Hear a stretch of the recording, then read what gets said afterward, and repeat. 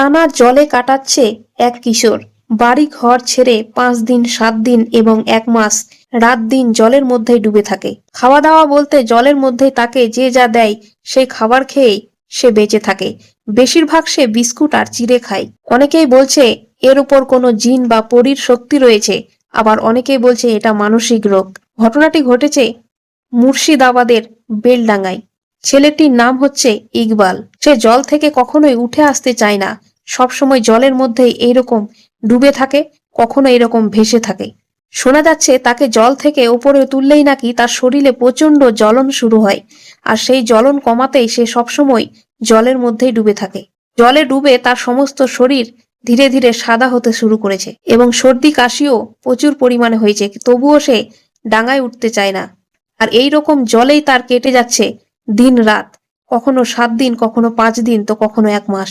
ভিডিওটি অনেক শেয়ার করুন যাতে এই রকম মানসিক শক্তি কারো যদি খারাপ থাকে বা কোনো খারাপ শক্তির প্রভাব থাকে, তাহলে তারাও যেন এই ভিডিওটি দেখে বুঝতে পারে যে ছেলেটার আসলে কি প্রবলেম হয়েছে।